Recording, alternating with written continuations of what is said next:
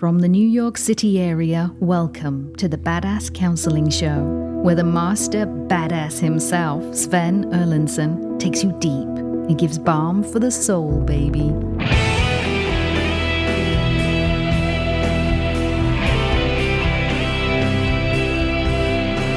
Hello. It's great to have you here joining us on the broadcast of the Badass Counseling Show. Whether you are tuning in from Edmonton or Prince Edward Island, Dunkirk to the Dakotas, or Finland to Fredonia. Land of the brave and free. That's right. If you know your Marx Brothers references, it's great to have you here. I am joined in studio by my two very dear friends and co-hosts, KC, who is silent tonight over in the booth, and Rob the Rocket sitting next to me. Rob, what say ye? The thought of Groucho Marx makes me smile. And the other thing I was telling you earlier that I had lunch with my friend from across the street, and he and I were very open about our feelings, about how we're doing with our girlfriends and what it's like, and really open with each other. And we understand that when guys can talk about this stuff amongst themselves, you don't burden your lovers. And that makes everything so much better because they don't feel smothered or put upon. You get it out. Well, and in addition to that, you're able to have, those feelings related conversations with your lover, but your own insecurities and are not being dumped onto that. But you can discuss it, but it's not constantly being dumped. And we all feel those insecurities are, they're sharing, but there's not the constant dumping. So that you have that with a male friend and one that's so close is fantastic. So Rob. Valuable. That's fantastic. I just yell at my dog. Perfect. I'm teasing. The dog had it coming. Well, and the thing is, my dog, my dog's going to get to heaven, and I'm going to probably get to hell. And my devil's going to say, "Yeah, Sven, by the way, your dog only spoke French. He had no idea what you were saying." So there's that. Anyway, Rob, please tell us about Marcie. Okay, Sven, certainly. Marcie wrote in and said, I put together the puzzle pieces of my husband's affair in August. He was deployed, and after I had moved the house and set everything up, I got the discard. I'm really fucking pissed that he lured me back into the relationship only to have me take care of the moving, the house, and his child. I've been miles away from my own kids, losing custody of them due to the remarriage and all the military moves. I became dependent on alcohol during this time, trying to be the super military wife and maintain the image. Marriage number one was a small-town cult excommunication-style divorce. Now, marriage number two was worse, with sexual exploitation, financial, physical, and emotional abuse in every way you can think of. Now the aftermath has me feeling guilty because I walked away without a word to him. He reached out only a few times to get closure, but I did not respond. I haven't spoken to him since 2 days after my birthday in September. I tried hard to keep marriage number two together so much and hurt myself again in the end. I do not want to repeat this cycle ever again. I have read There's a Hole in My Love Cup, and I continue to journal out my feelings. The problem is I go between logically understanding I am doing the right thing and hurting so much from loving him so much and getting hammered on by a cold-ass motherfucker who will get remarried once the ink dries on the divorce. So how the hell do I stop this cycle with future relationships and make sure my boundaries are never crossed again? At this point, I am okay with being a nun for the rest of my life. I've just put in 20 years of hard time with two different men. Marcie, welcome to the show. Thank you, sir. It's great to have you here. Thank you, Steve. You bet. Thank you for coming. So we got a bunch of things that I want to ask you about. You mentioned in the aftermath of this second divorce, you just walked away, and obviously the divorce has not gone through yet. Now the aftermath has me feeling guilty because I walked away without a word to him. Is that the primary reason you feel guilty, or are there other reasons? What's the main reason you feel guilty? I'm a explainer. I'm a empath. I love to talk about my feelings and love to talk things through. And I think that's one of the hooks that kept me so far into this relationship, because I would always, let's talk it out. Let's work it through. And then it seemed to make sense. But I knew at this point that I was dealing with an extreme taker, a narcissist, and that would never work. But I still, and I know this is just my half of the marriage. I feel like I've only been the one in the marriage on both sides. And number one and number two, I was the only one trying to make the marriage work, and the only one who actually loved that person. But And you haven't told me yet why you feel guilty. Because I still love him. So, I but guilt implies you did something wrong. So you yeah. said now the aftermath of all the stuff you say divorce, marriage number 2 was worse with sexual exploitation, financial, physical, and emotional abuse in every way you can think of. Now the aftermath has me feeling guilty because I walked away without a word to him. So he sexually exploited you, financially, physically, and emotionally abused you. But because I walked away without saying a word to him, I feel guilty. And I was just asking, what's the thing you feel most guilty for in one sentence or less? I feel guilty for walking away without a word.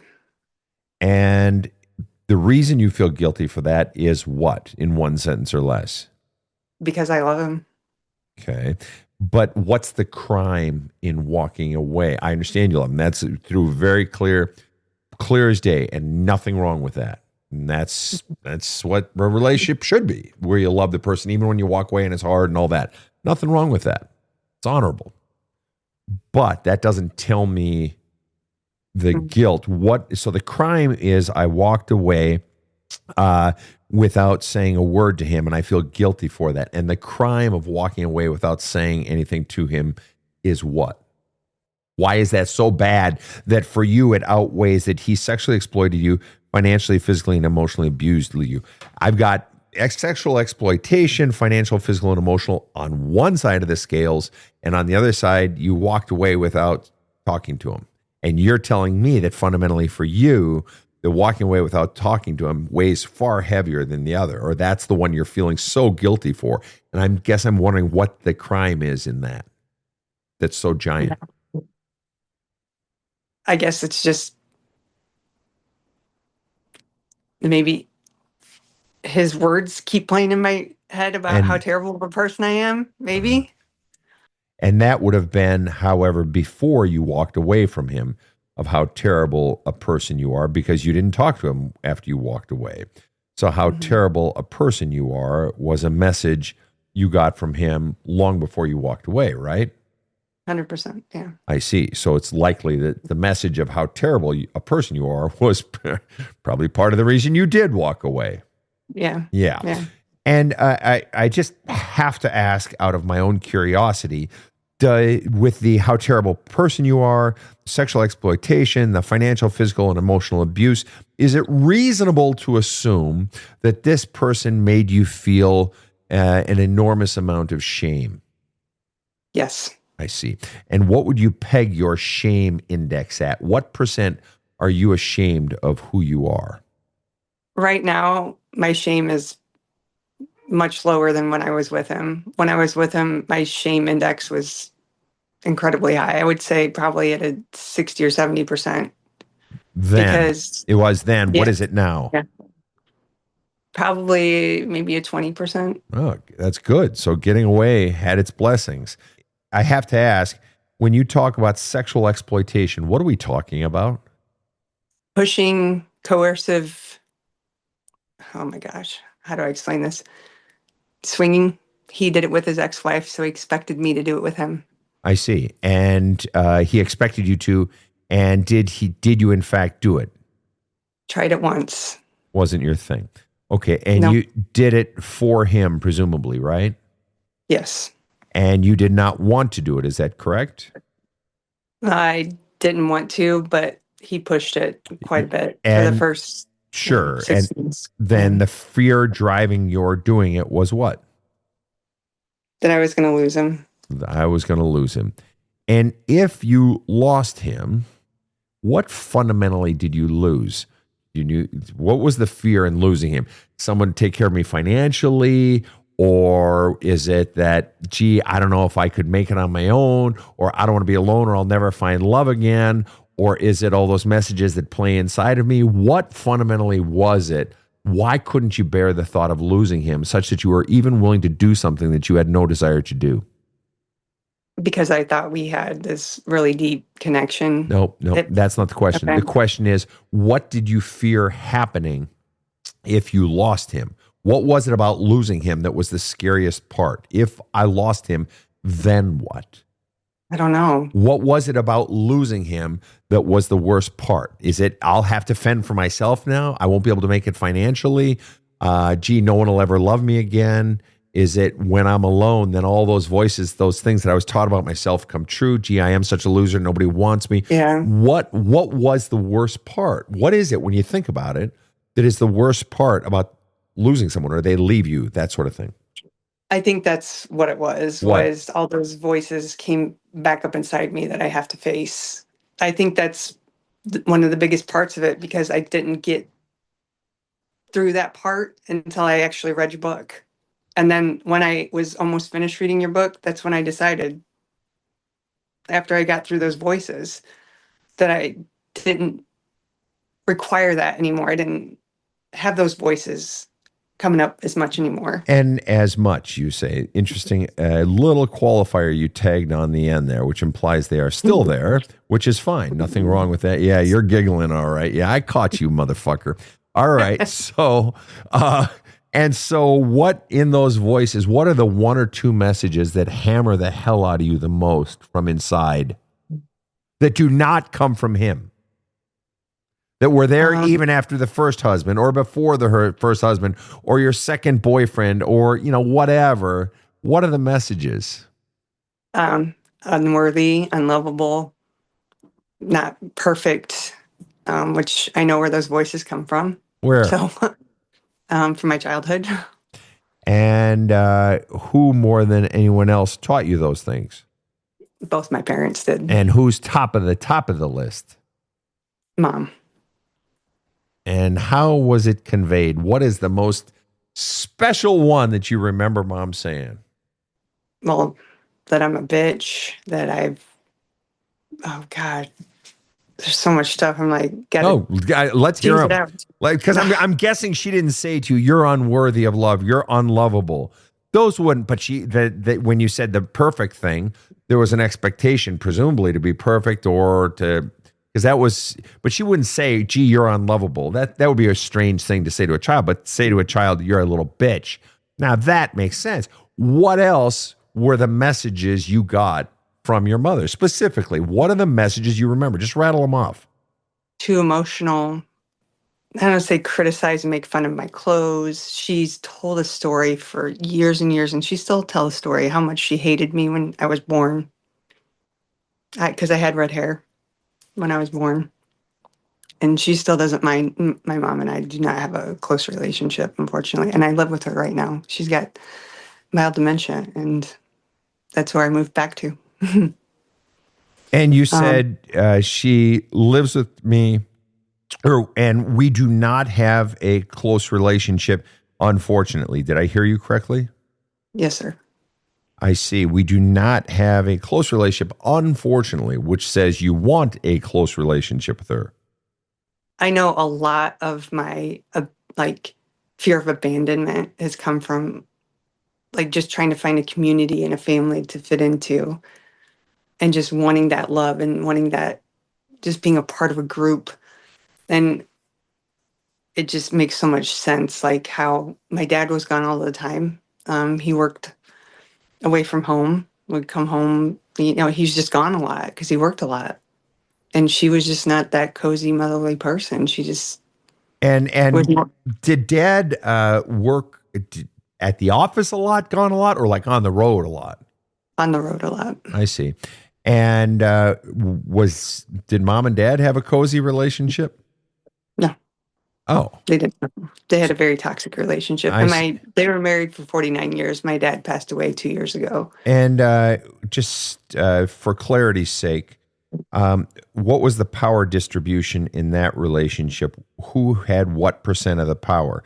Power includes fear of what people would think, and fear of, oh, you control the money, oh, you control the bedroom, I'm afraid you might cut me off, or I'm afraid because you're a crazy man, but I'm afraid you're nagging, I'm afraid you might leave me. Okay, so what percent of the power did Mom have? What percent did Dad have?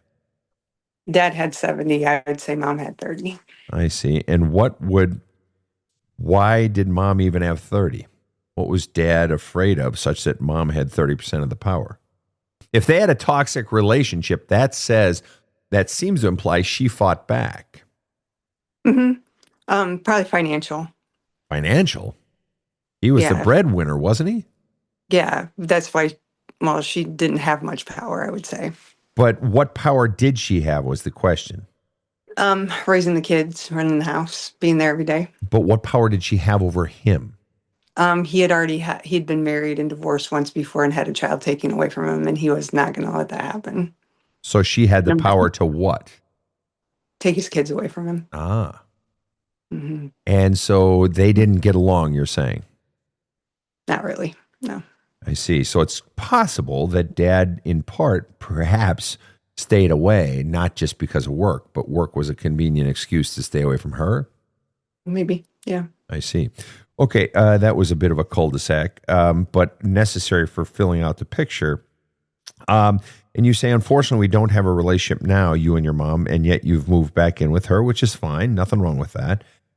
Except you're in a situation with a relationship with someone who has not given you the love you've wanted in your life. And you say, we don't have a close relationship, unfortunately, which implies you're wanting a close relationship. If you had that close relationship with mom, then what? What would change outside of you in how you lived life, or what would change inside of you in terms of what you feel inside? I think my confidence in myself, my confidence, my acceptance, my self-love. And if you had self-love and confidence and acceptance, then what? I don't think I would be so anxious and feeling abandoned. And if you weren't so anxious and feel abandoned in relationship, then presumably fear of being abandoned in relationships. Okay, if you weren't feeling so anxious, always anxious, and you had that self-love, then what? What would change outside of you and how you lived your life, or what would change in how you feel inside? Peace. Peace. And then if you felt peace inside, how would that change how you live your life? I wouldn't be people pleasing and trying to maintain this picture perfect image. Got it. All right. And so your key to having peace and accepting yourself and no longer being anxious, the key that releases you from that jail cell of having to people please and always be so anxious and being so unlovable and unworthy and so forth. That's your jail cell. Every one of the bars of your jail cell is inscribed with, you're not perfect, you're a bitch, you're too emotional, you're unworthy of love, you're unlovable. Every one of those bars was put in place by mother and father. And mom holds the golden key. And the golden key is to come along and give you the love you've been waiting for all these decades. And she, and only she, it appears, has the golden key. And you've been wanting that love because then you could have confidence in yourself and the acceptance of self. And then you could be not so anxious. Then you wouldn't be a fear of being abandoned. Then you could have peace. Yeah, you keep holding on to a woman, hoping today is the day. Yeah. Hoping today is the day she gives you that love you've been wanting so that you can finally be free of that jail cell, so that you can finally have peace. And she's got, dementia now, or mild dementia. So basically, the odds of that coming have radically reduced. So the odds of you ever being free of that jail cell, believing that shit, according to the way you sort of see it, the odds of that golden key ever being inserted in the lock and setting you free, and her saying to you, you are worthy of love. I was wrong. I screwed you over. Your father and I fucked you over. And I'm so sorry. And you are good and you are worthy of love. The odds of that happening now are infinitesimally slim, i.e. you are fucked. Much more to come right after this short break. Okay. Well, you've heard the podcast. You've listened to other people's issues. Maybe you've studied hundreds of Sven's TikTok videos. Time to stop lurking, face your fears, and focus directly on the one person in your life who can benefit the most from Sven's experience and insight. Now, that would be you. Just go to badasscounseling.com and order Sven's book, There's a Hole in My Love Cup. Or check out his many video courses. Sven found a way to help himself out of a 12 years depression. It worked for him, and it can work for you too. Check out badasscounseling.com today. This show provides soul counseling intended to entertain and inform and is not medical advice.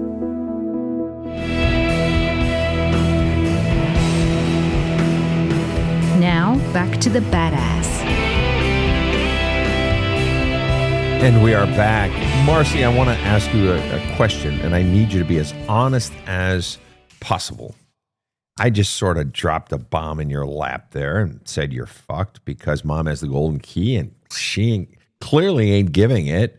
She's had all these years to atone for the shit that she taught you to believe about herself, and obviously she hasn't done it. So that would seem to indicate you have a long-standing pattern of behavior to indicate she's not going to do it. Yet you keep hoping, wanting that relationship. Nothing wrong with that. No shame in that. And yet your peace, you ever having peace and self-acceptance are absolutely wrapped up in it, at least the way you see it. And so having dropped that bomb in your lap, be honest with me now. What are you feeling right now?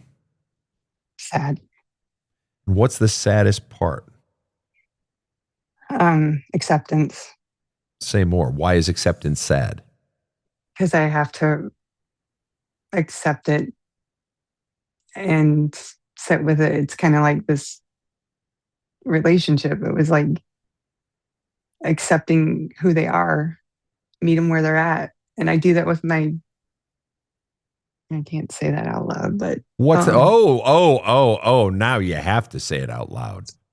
I do it with my patients all the time. What do you do? I meet them where they're at. I have a lot of non-compliance with patients that I work with, and just people I know just aren't going to get better because that's who they are. And I accept that. And why didn't you want to say that out loud? Help me understand. You do it with your patients. You do what with your patients? You meet them where they're at, or you don't meet them where they're at? I meet them where they're at. So why didn't you want to say that out loud? I don't understand. And I don't know why I do this. I generally don't let off to people what I do for a living. So well, you haven't told us what you do for a living, because there are a whole lot of things that are patients. My daughter-in-law is a veterinarian. She calls her dogs her patients, her cats and the small animals, the horses and so forth. So I have no idea what the hell you do for a living. So we don't know. Not a big deal. Okay. Point is, and you didn't give any names. So even if Spot was, you do it with your dog named Spot, that dog you had today or whatever your patient's name was, if it was a human or a dolphin, you didn't give us any names, so no harm done. Anyway, back to it. You accept your patient where they're at. And yet it sounds like there is more invested. For as much as you love and care about your patients, there is more invested when it comes to mom. There is more invested when it comes to your husband. But it's not just that there's more invested. This is linked to your own sense of worth. Yeah. Right. And so here you are, sad that you are faced with this idea, I have to accept who mom is and then I'm never going to get it. Yes. But on the other hand, my real question is, in your honesty thread that you are on here, how much of all the real feelings towards mom have you actually gotten out? I don't think I've probably worked on as much as I should. Okay. I actually respect your honesty there. That was impressive. All right. So then I'm going to follow it up with this. And why? What's the scariest part about going into facing and expressing, pushing out all those feelings and memories that have feelings attached to them regarding mom? Why? What's the fear? It's like when I was going through all the journaling exercises in the book, it's a cave that you kind of ignore and you don't even know it's there until it's there. Okay. And I guess I didn't know how deep it was until you brought it to light, to be honest with you. It's scary. I guess that's probably one of the biggest holes in my story. And what is the scariest part? You're doing great. Doing great. Stay on this thread. What is the scariest part about going into the cave of where sort of the mom dragon is and the dad dragon, but especially in going in and looking at the memories and how it all felt and how it feels to this day? What is the scariest part about it? I'm sure there are many fears, but what's the whopper? Knowing that I have to change my mind about the way I look at things and accept it and change my own behavior towards it. And when you say knowing I have to change my mind towards things, give me a hint as to what the hell you're talking about. I noticed that when I was going in and doing these exercises that it was hard for me to do. It was really difficult. There were times where I got super emotional and I just had to stop. It took me 9 months to get through your book. But there were some things that I was just like, I didn't even know that was why I was doing that. I didn't even know that was, I'm almost ready to start it again. And it's like you've talked about before, you get something different every time you go through it the second time. Yeah. And I think this is one of those things where I know it took me 9 months to get through it, but I need to do it again. And it's still scary. You don't ever get everything up the first time. Right. And so knowing I have to change my mind, you're doing great. Stay on this thread. Change your mind about what? What really do you fear changing your mind about? Is it changing my mind that mom's not a good person? Dad is not a good parent? They didn't love me. They don't love me because if she loved me, she would have fucking atoned for this shit decades ago. Or what? What are we really talking about? What is the piece you mentioned? Change your mind, or maybe you want to tweak your answer on that. I asked you, what do you fear most in going into the cave? In fact, I want you to re-answer it. You can give the exact same answer you gave already if you want. I'm okay with that, but I'm going to re-ask it now that you've tinkered with it a little bit. What is the grand fear in going into all the memories and all the feelings regarding your mom? One sentence or less. Not knowing how I feel on the other side of it. That's scary to me. And what do you fear feeling on the other side of it? What would be I don't give a shit. That you don't give a shit. That I don't give a shit about my mom anymore. And why do you fear not giving a shit about your mom anymore? Same reason why I'm like guilt, like why I walked away from my husband, the same thing. Fear of just feeling like a shitty person, or like all those voices coming back up that you're unworthy, you're unlovable, you're a shitty person. Okay, so just so I'm clear then, isn't it interesting how you just in your own brain, you link the husband one to the mom one? That if I don't give a shit about my mom, something must be wrong with me. I must be a shitty person. If I walked away from my husband without even saying anything, when I'm this empathic person and I'm this loving, kind person, I must be a shitty person. Okay. So to not give a shit about someone is bad. Is that what you're saying? I would say that would theoretically connect, but it doesn't sound right when you say it out loud. Well, and especially where you went with it, you actually took it one step further. You didn't just say not giving a shit about someone is bad. You said not giving a shit about someone not only is a bad action, it confers I am a bad person. You've likely heard me say in the book and on the show, when I was growing up, mom would say to us, literally, Sven, you're not a bad person. You did a bad thing. You're not a dumb person. You did a dumb thing. She would divorce the action from the identity. But what you're saying is, if you don't give a shit about someone, not only is it a bad action, you're a bad person. You just said that. Okay, so you're identifying I must be a bad person if I don't give a shit about someone anymore. I want to ask you something about people you interact with in your work.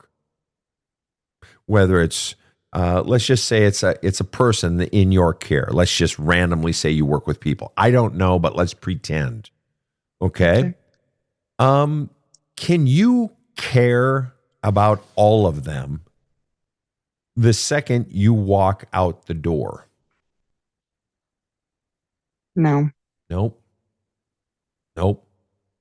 And any person in a helping profession of any sort whatsoever, from a clergywoman to a nurse to a doctor to a anesthetist to a whatever it might be, knows, to a doula, to someone that works with the dying. My brother worked as a hospice social worker for 40 years. You have to be able to let go, to fundamentally, and it sounds crass, not care at the end of the day. I care when I'm in the room. I bust my ass for you. I do what I can. But in the end, I have to be able to let go.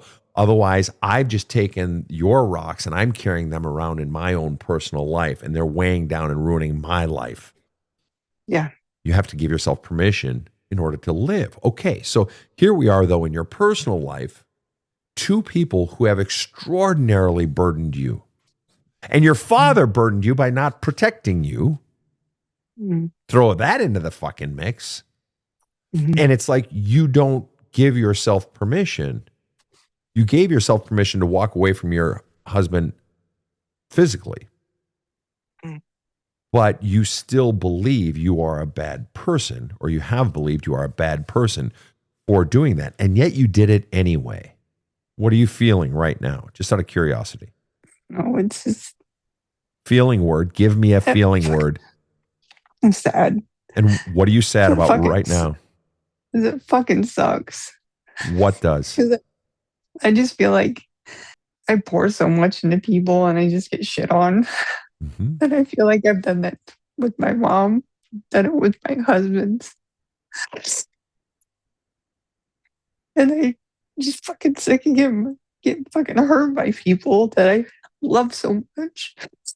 No. That's what hurts the most. You tried so hard. You gave so much love. You wanted it so badly. And you wanted them to feel your love too. Am I correct? Yes. Yeah. Rob's nodding his head. Casey is nodding her head. I'm nodding my head. All three of us have been there. Relationships where you do everything you can. You're trying so hard to love this person that you love so much. There's nothing wrong with that. It's beautiful. It's tragic and beautiful at the same time. And I'll be very honest with you, there's actually, apart from, in addition to all the work that you're doing to flush out the pain and the fears, and now, we've gone into all the BS beliefs that you were taught about yourself that couldn't possibly have been true, that you're unworthy and all that. But there's one simple little fix you talked about in your final paragraph.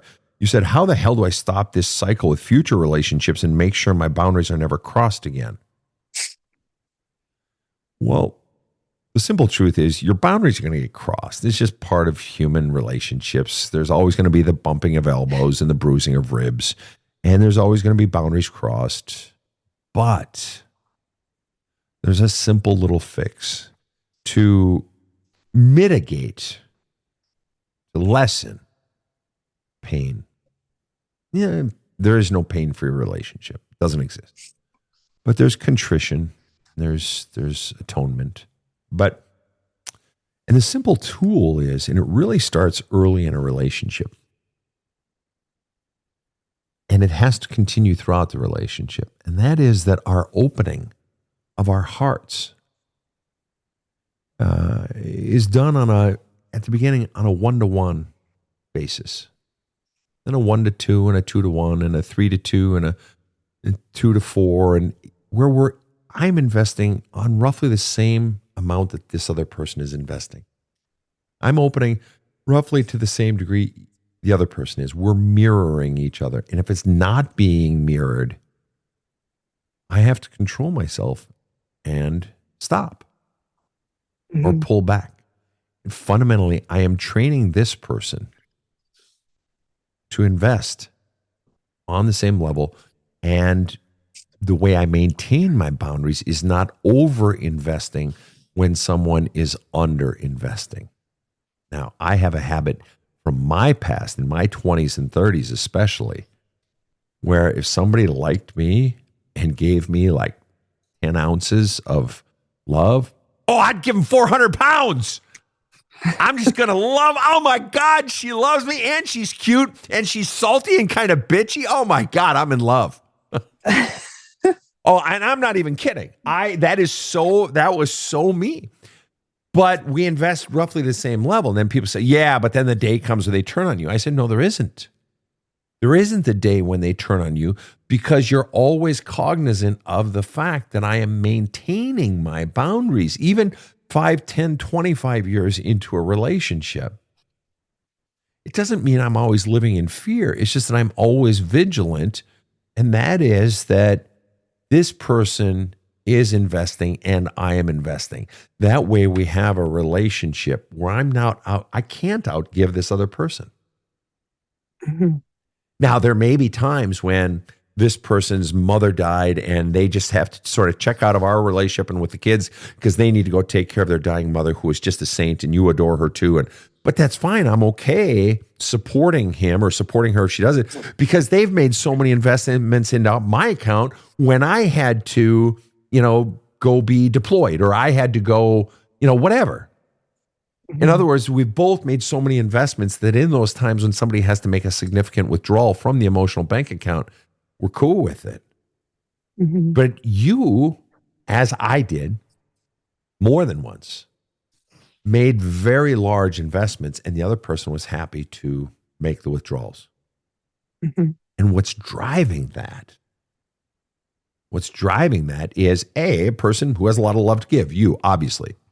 But what's also driving it is the fear that if I don't, this person may not want me. If I don't, this person may leave me.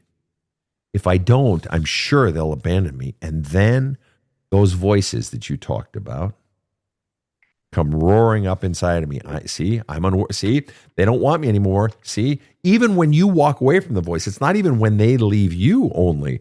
Even when I walk away, see, now I'm alone with those voices inside of me, and they tumble around like clothes in a clothes dryer that won't shut off. And they're just saying, see, I'm unlovable. See, I'm alone. At least if I have someone, even if they're a total fuck to me, at least their presence is a living, breathing counter message to those voices inside me. At least I have someone. So I must be lovable. I must be worthy. Even if they are exploiting me and financially abusing me and emotionally abusing me, at least. But once they walk away, or once I walk away from them, now those voices rise up. See, I'm a bitch. Oh, I'm just too emotional. God dang it, I'm too emotional. And I'm not worthy of love. I'm not perfect. It's my fault the relationship ended. And gosh, I'm such an asshole. And you find ways to just keep picking at the scabs of you and hating on yourself. What are you thinking? What are you feeling right now? What's going on inside of you? It's accurate, very accurate what you're saying. Where I thought that I had all this bright light of confidence after I got through your book. It's been very helpful, but there's still a lot of work to be done. There's a continuum. But that's all very accurate. And the thing is that you have to understand, Marcie, and that is that healing does not have to take a long time. It doesn't. Healing shouldn't take a long time. It is directly correlated to your courage.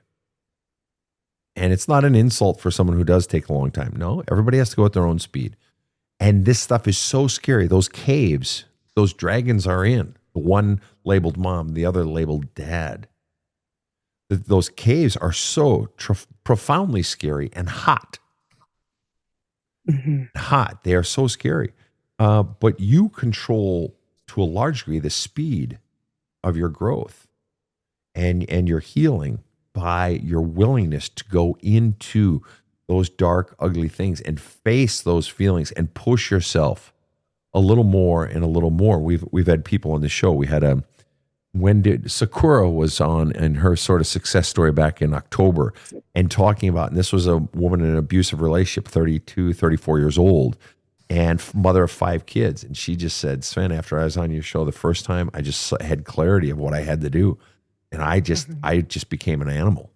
And I just went into journaling every single day. And I went into all the ugly shit that I'd been afraid to face my whole life, et cetera, et cetera. I had a client about last week before, say to me, Sven, my journaling and my going into the ugly stuff, I treat it like a full-time job. When I'm not working or taking care of my kids, I am holed up in my bedroom and I am journaling my ass off, writing letters. It's just like, I want this stuff done. So the correlation between the rate, the velocity of healing and growth is correlated to depth. Mm-hmm. And in order to go depth or into those caves that you spoke of, in order to go in, it takes the courage to, oh shit, I'm really feeling this stuff now. What do you think you're most afraid to feel? In those caves, in all of your memories, in all of your experiences, in all the people and all of it, what do you think is the feeling or the memory you're most afraid to feel, Marcie? A specific memory? Anything. It can be anything. It can be even the, after having done the work, the implication of something. You had mentioned before not giving a shit about mom anymore, that would be powerful. And so I'm sort of somewhat revisiting that question, tweaking it a bit. What do you think you're most afraid to feel specifically? Either a memory or a feeling or anything. I think once I give myself permission to accept that I don't give a shit, that I've gone through this and I've done the work and the healing, that I'm on the other side of that. And I'm not that heart that I am now, that love that I have now, that I have to give, that I feel like is me, like in some way, shape, or form, it's going to change me to be this cold, hard asshole. No. That I've tried to get away from so many times. I see. So yeah, I see okay, now I'm understanding better. The fear is that if I go, I'm going to restate what I think I heard, and then I want you to tweak it or say, no, that's not it at all, Sven, and help me understand even better, if you would, please.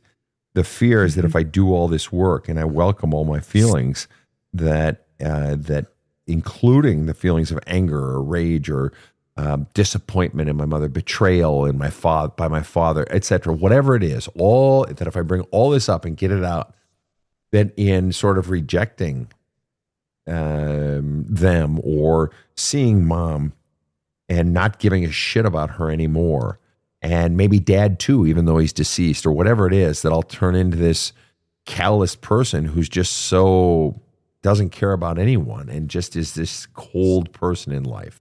Yes. Okay. All right. What I would offer, and that makes total sense, actually. I can see how A leads to B, the way you see it. That makes total sense. However, what I would offer is that underneath all of the anger, the rage, the betrayal, the disappointment, the frustration, the self-loathing, all of it, underneath it all is your native self, your authentic, your original self. See, the problem with your theory is that the child's native self, your theory is fundamentally saying the child comes out of the womb saying, hey, I suck. And that if I get all my feelings out, I'm going to go back to that. And no, what I'm saying is, no, if you get all your feelings out, all of it, all the crud, everything out, you'll go back to the original self in terms of not, I'm a 2-year-old again. No, not that. But that authentic self that is loving and kind and tough when she needs to be tough.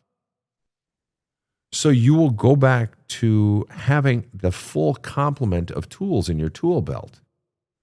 See, right now, for most of your life, you've had like one. Loving.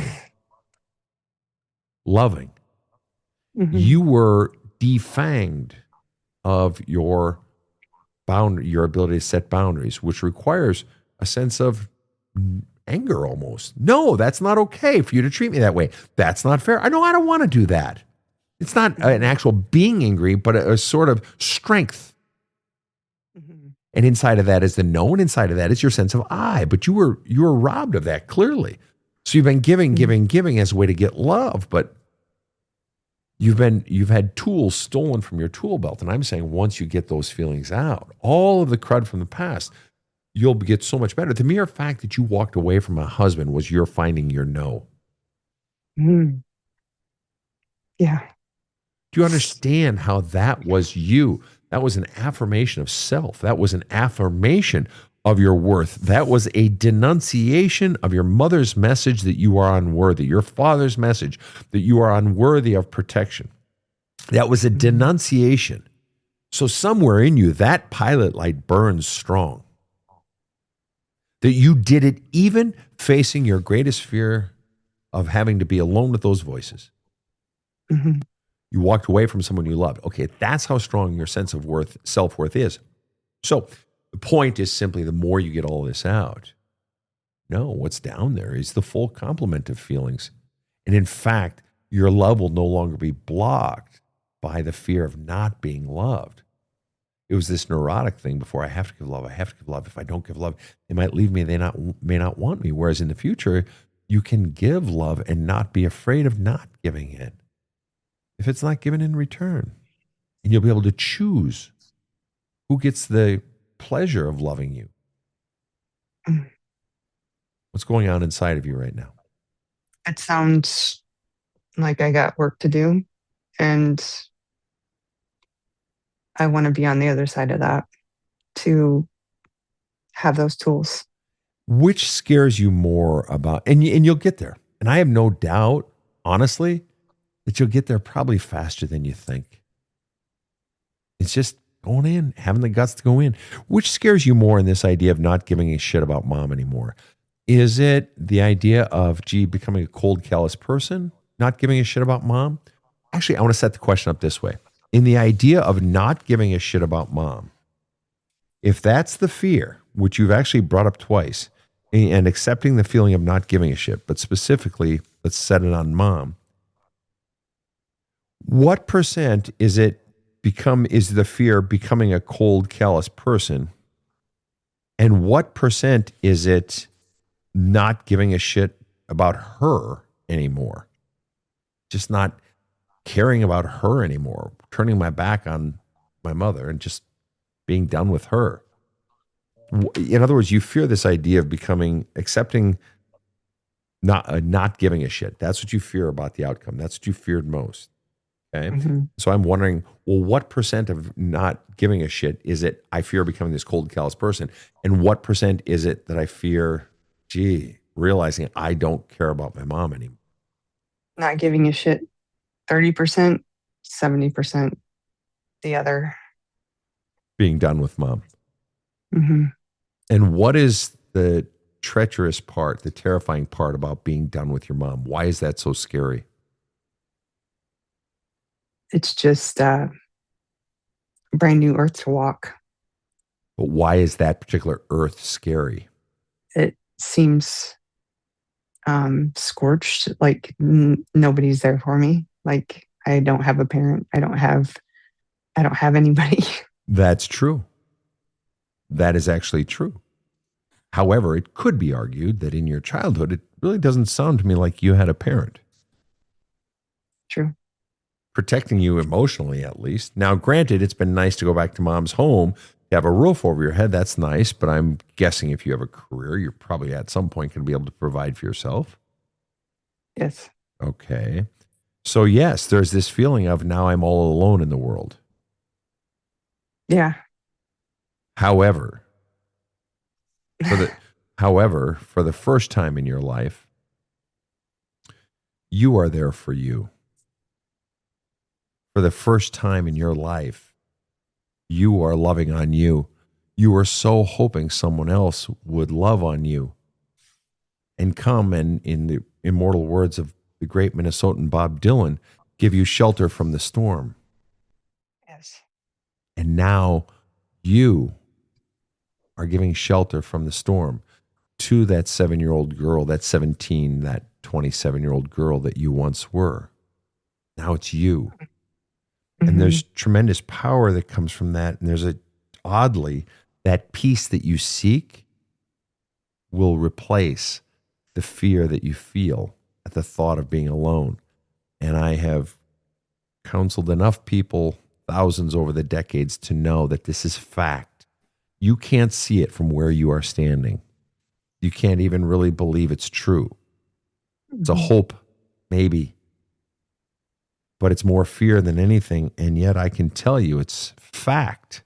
And there are thousands and thousands and thousands of people that I haven't even worked with, let alone the ones I have, who can say it is true, that there is something profound about doing the work and being able to be alone. Rob, I'm curious, do you have thoughts on that particular thought, this idea that you grow comfortable and at peace in the aloneness because you finally stood up and protected yourself? There's no way I can overstate the serenity that you feel when you realize it's okay to be alone. You don't need someone always there to provide that counter message that you speak about. I've certainly experienced more peace and serenity in my life than in memory, for sure. Having done the work and realized that, I'm okay, and I was taught a lie, and I dug into it, and there's no better feeling. What percent is it true? And maybe the answer is 0, Marcie. What percent is it true? And it's okay, again, it's okay to say 0. What percent is it true that I've been alone the whole time? My whole childhood and right up till now? Probably a good 90% of it. I actually asked myself that and said, what the fuck's wrong with it? You've been doing it all by yourself. So what makes it different with this? It doesn't make it different. But if there is a difference, what would the difference be in saying, I really give myself permission to say I don't give a shit about my mom anymore, accepting that feeling of not giving a shit? What's the difference between that alone versus the 90% alone you felt your whole life? The fact that I know better and I'm okay with it, that I don't have to vomit people pleasing on everybody. Understood. I guess I'm asking a different question. What is it about this aloneness of sort of not giving a shit about your own mother that would hurt differently, or you fear it would hurt differently than the aloneness you've felt your entire life? Like I said, it's just like a barren feeling, like you don't have family. And I think that's what I've sought for so long, is just acceptance, community, family, and accepting the fact that that's the way it is. And so if you were to come to the realization, I don't give a shit about my mom anymore, it's you stating the reality that's always been true, but it's really finalizing it. It's really making true what you've always known. And what it's also doing, though, is it's eliminating hope of it ever changing. Because I asked you earlier, what are you still wanting from your mom? What are you still needing? And you said, that close relationship, because then, it would confirm, confidence in self and the self-worth, and I wouldn't be so anxious, et cetera, that as long as I give a shit about mom and love her and look out for her, whatever, as long as I give a shit about mom, there's still hope that maybe today is the day that she unlocks the jail cell with the golden key. Yeah. But once I don't give a shit anymore, once I walk away, and you can keep having a real life relationship with her, I don't give a shit. But in your heart, in your soul, where you've walked away from her, you are fundamentally saying that's never going to happen. And I'm not just accepting that I don't give a shit about mom anymore. I'm accepting that she's never going to come with the golden key. That what I'm really accepting is not that I don't give a shit about mom anymore. What I'm fully accepting is mom doesn't give a shit about me, and that she never has, and she has no interest in taking the golden key out of her apron and unlocking the jail cell that she and dad locked me in. Yeah. You're accepting that she never loved you, regardless of what her mouth said. Her actions did not convey love. They conveyed that you're a bitch and you're unworthy and unlovable. Just out of curiosity, did you ever convey to your children that they are unworthy, unlovable, a bitch, too emotional, and not perfect? No, Why not? never. Why not? I did the exact opposite of my parents. Why? I tell them how much I love them and adore them every day Why? because I could never stand them ever feeling the way that I do. Oh, so you're saying then that how you were raised was bad? Yeah. Oh. So then just because your parents might have been raised that way, that was no excuse for them to do it to you. Furthermore, the fact that you were raised that way doesn't necessarily mean you're absolutely going to raise your kids that way. Furthermore, you're saying your parents raised you badly. Yes. And if you got a call from your school counselor, your kid's school counselor one day, and they brought you in and they said, your son or daughter, we've had them meet with the school psychologist, and the school psychologist is there in the office. It happens to be me, let's just say. I'm not a psychologist, but let's pretend. And I say, yeah, I've actually had several conversations with your 16-year-old, and your 16-year-old pretty much hates himself, herself, doesn't believe they're lovable. And they've flat out stated it numerous times. How would you feel upon hearing that news? It would devastate me. And what would you think? My thoughts would run, what do I need to do to help? What can I do to get you into therapy, to get you wherever you need to be to not feel that way? And what would you attribute as the source of your child likely feeling that way? Shitty schooling, bad teacher? Maybe something I've done, or maybe something her father's done. Precisely. Yeah. Precisely. So if you're feeling these things, even at whatever the hell age you are today, isn't it fascinating that you directly correlate it to the parents when it's your child, and you feel terrible knowing it's your child? It sounds like your mother doesn't have any remorse regarding you. You've not expressed it. And I'm betting she doesn't correlate any of your shit to her. So, who's the better parent, you or mom? Me. Thank you. About fucking time you pulled your head out of your ass. I'm just teasing. But I'm not really. You're great. And you're a good parent and a good person. And the only person that doesn't see it yet is you. And it's time to dive in deep and do the deep healing work. Do you have any final questions for me, Marcie?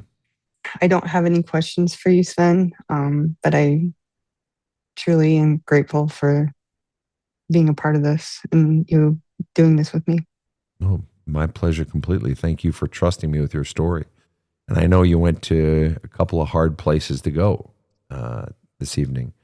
And I know you opened up in ways maybe you didn't expect, but you trusted. Now I hope you'll have the courage to trust yourself as you do more of this on your own. Remember, you are in control of the velocity of your healing. You really are. So push yourself. Okay. I know you can do this. You've done it once already. Now we're going to the next level. Go deeper. Okay. Push harder. Okay? Okay. I believe in you. Okay. All right. Thank you. Yeah. Rob, final thoughts. Sage relationship advice, as always, Sven. I know I appreciate it. I know many of our listeners appreciate it. And I imagine that Marcie certainly appreciates it. And she's doing great. I can understand that sort of relationship advice about keeping balance. That makes perfect sense. What doesn't make any sense to me is all the times we do this show, how many parents have told their kids they didn't really want them? I mean, how horrendous is that the source of your existence says really shouldn't have done it? I mean, really? What could go wrong, right? It just never stops. It's just like this unending. I was having this conversation with KC just the other day when we were just coming up to the studio, and we were talking about this exact thing. It's just everywhere. It's just everywhere. You're absolutely right on that, Rob. It's horrifying to me. Yeah, it's tragic. And to the point we were making earlier when Marcie and I were talking, and I have to do this sort of not caring thing. I care, and I'm constantly answering texts and comments on videos that I put up, and I get 1,000 a week, whatever, and I try to do as many as I can, but then I reach, once someone's out of my office or something, I have to stop myself from caring, because otherwise it's just the weight of the world, that's how you burn out, but yeah, there's just so much of it. Telling a child you don't care, or you're my burden, or it's your fault I'm miserable, or you're a little bitch. What is that? Or you should have never been here. Should have never been born. What is that? I mean, what? And then they'll say, oh, it's because I had a bad childhood. Fuck you. Look at Marcie. She had a bad childhood. Look how great she turned. It's like, well, she turned out great as a parent. What kind of bullshit? It's just ego protection bullshit. Anyway, thank you so much to dear Marcie for coming on the show. What a lovely, lovely person, and so open. And thanks to Rob for offering your insights, Rob. You always, having you so fresh out of a divorce and doing your own healing work recently in a new and just lovely relationship with a terrific woman whom I've gotten the pleasure to know somewhat. And it's always great having your fresh insights, but also your decades and decades and decades of wisdom. And decades and decades. Get out of here. Yeah, it's great. So on behalf of my team, I want to thank Marcie in particular, and thank all of our listeners for all of your comments and all you write in. On behalf of all of us, have a kick-ass day. Slay your demons. The Badass Counseling Show is strictly copyrighted. No copies may be made without the express written consent of the Badass Counseling Show, LLC. The Badass Counseling Show is produced by Karen Camparelli and Robert H. Friedman. Executive producer Sven Erlandson. Original music by two-time Emmy Award-winning composer Trevor Morris. Have a kick-ass day.